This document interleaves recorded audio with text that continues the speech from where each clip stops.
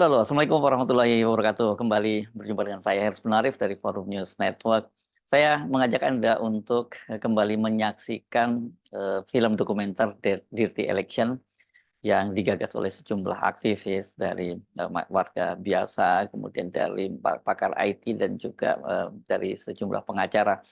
Dan yang saya kira paling sekarang ini kalimat yang paling atau kosakata yang paling terkenal sekarang ini berkaitan dengan sengketa pilpres di Mahkamah Konstitusi adalah amicus curiae.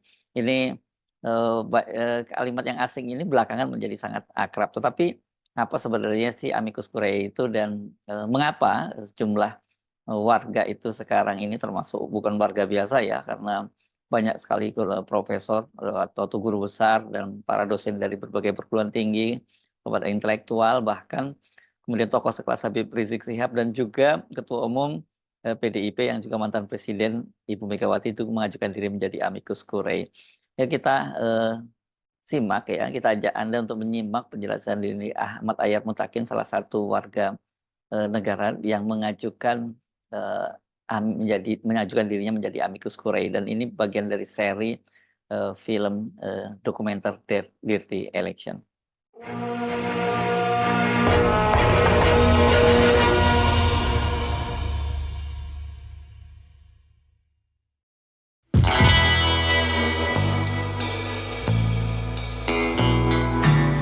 Sekarang kita bahas soal amicus curiae ya. Amicus curiae yang kami sampaikan APDI kepada Majelis Mahkamah Konstitusi. Jadi sebenarnya apa sih amicus curiae itu? Amicus curiae itu dia dari amicus dan curiae. Amicus itu sahabat atau teman, dan curiae itu court atau pengadilan. Jadi amicus curiae itu sahabat pengadilan. Maksudnya adalah kita masyarakat itu bisa menyampaikan pendapat kita atau pandangan kita terhadap suatu kasus yang sedang disidangkan oleh suatu persidangan, terutama kasus yang menyangkut kepentingan publik. Di situ kita sebagai masyarakat menyampaikan partisipasi masyarakat kita, memberi saran kepada majelis hakim. Nah, dasar hukumnya sendiri ada. Kalau di Indonesia itu Undang-Undang Kehakiman, jadi hakim itu wajib menggali, memahami dan mengikuti nilai-nilai hukum dan keadilan yang ada di masyarakat gitu. Jadi itu dasar hukumnya. Nah, kemudian kalau dari APDI sendiri, APDI itu kan Aliansi Penegak Demokrasi Indonesia. Jadi kita itu kumpulan antara alumni-alumni ITB yang paham soal IT dan juga lawyer-lawyer yang paham hukum gitu. Nah, kenapa kita berinisiatif mengajukan amicus curiae? Karena kita melihat dari persidangan yang ada di MK sekarang ini itu banyak yang belum selesai gitu. Maksudnya apa? Ini kan di persidangan itu sistemnya speedy trial ya. Jadi pemohon menyampaikan kesaksiannya, kemudian dari termohon atau terkait juga menyampaikan kesaksiannya. Tapi kemudian tidak ada suatu saling counter atau konfrontir antara kesaksian gitu. Nah, di sini peran kita. Jadi setelah kita mencermati pemohon ini menyampaikan kesaksian, kemudian termohon menyampaikan kesaksian. Nah, kita nilai nih menurut pandangan kami. Jadi di situ yang kami tuangkan dalam amicus curiae. Nah, dari amicus curiae ini kira-kira ada 4 poin yang kita sampaikan ke MK. Pertama soal tentang kewenangan mahkamah, kemudian tentang membangun pembuktian, kemudian yang ketiga tentang keabsahan calon pasangan 02 terutama dalam wakil presiden, dan keempat tentang sirekap itu sendiri, karena itu yang banyak menyita perhatian. Yang pertama itu tentang kewenangan mahkamah. Kewenangan mahkamah itu diskusi yang berkembang di MK itu adalah antara apakah hakim itu atau MK berwenang mengadili hasil saja atau juga proses. Nah, kalau menurut kami, jadi MK itu tidak bisa direduksi kewenangannya hanya pada hasil, karena tidak ada di peraturan perundangan manapun, di UUD maupun undang-undang yang menyebut atau menyatakan MK hanya mengadili atau menyidangkan sengketa hasil dalam makna hasil itu adalah angka perolehan akhir. Tapi kalau di undang-undang dasarnya di pasal 24C itu jelas disebut Mahkamah Konstitusi berwenang mengadili dan memutus tentang sengketa hasil pemilu. Itu ada kata tentangnya. Kalau ada kata tentangnya itu artinya itu segala hal yang terkait dengan hasil gitu. Kemudian kalau kita bandingkan juga dengan kewenangan mahkamah pada hal yang lain di Undang-Undang Dasar itu kan ada 4. Itu juga kita bisa nilai bahwa kewenangan mahkamah terhadap pengujian Undang-Undang Dasar, pengujian Undang-Undang terhadap Undang-Undang Dasar, kemudian sengketa kewenangan lembaga negara atau pembubaran partai politik, maka MK juga tidak bisa melihat hanya produknya saja, tapi juga harus memeriksa keseluruhan apakah undang-undang itu dibuat dengan baik, sesuai peraturan perundangan, apakah pembubaran partai politik itu memenuhi fakta-fakta hukum yang ada, dan lain-lain. Artinya apa? Kata tentang hasil pemilihan umum pada pasal 24C itu hanya menunjukkan hasil itu adalah objek hukum yang disengketakan.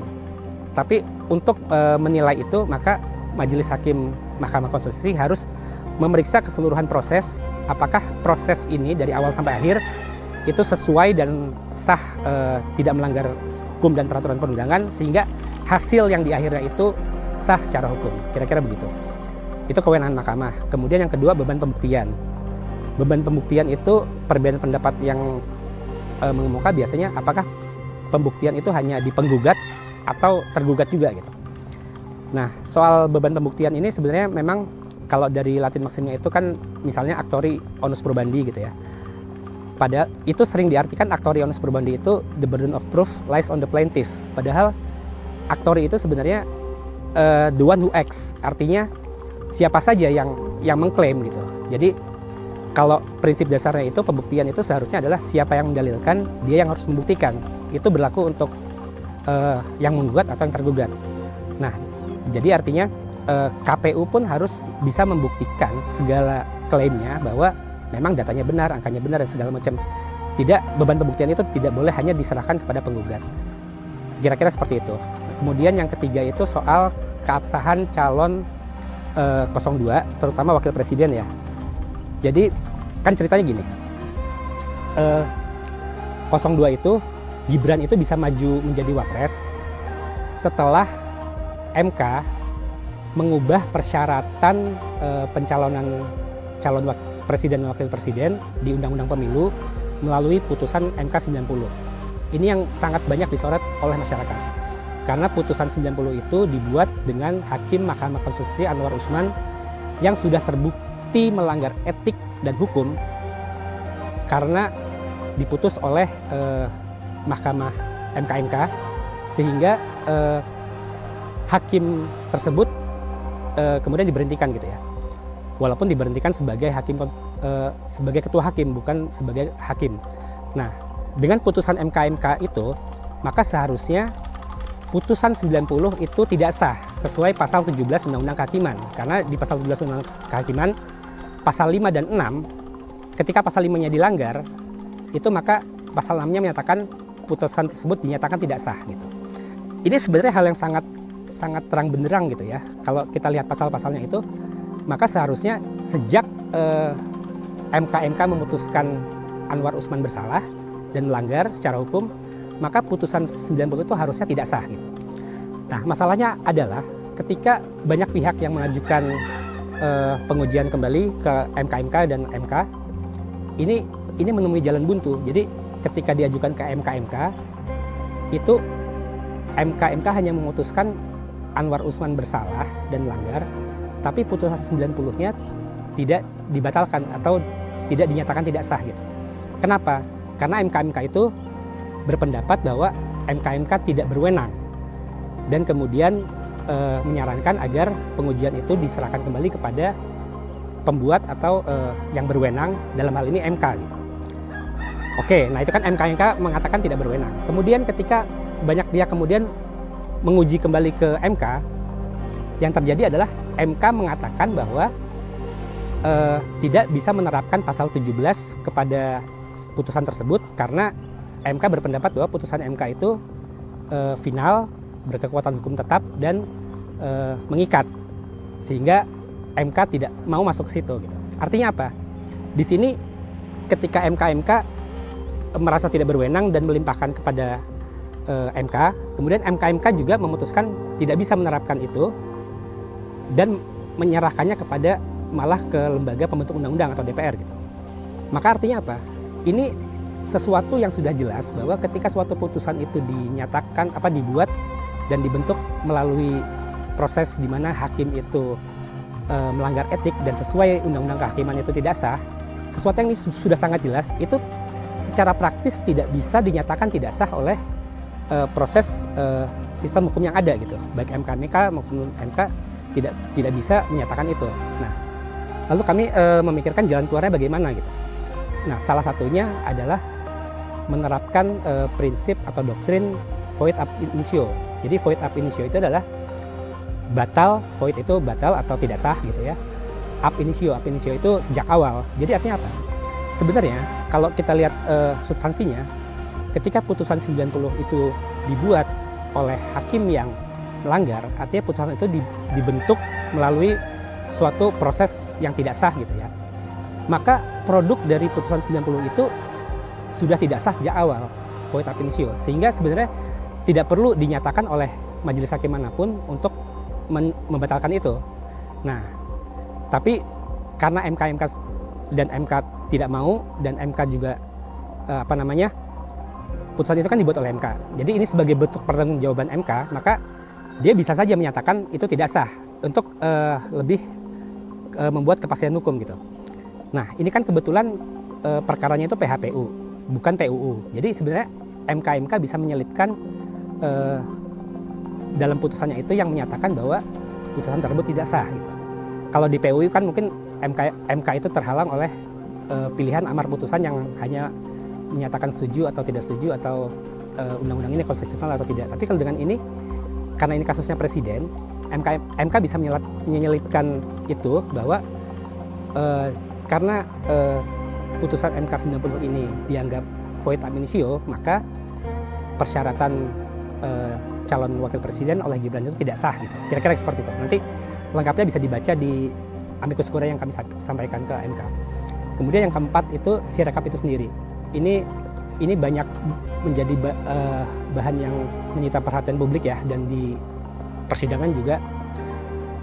Jadi di sirekap itu, kalau dari pihak termohon atau terkait itu menarasikan bahwa sirekap itu tidak ada gunanya. Bahkan kesaksian dari Profesor Marsudi menyatakan sirekap itu pepesan kosong gitu.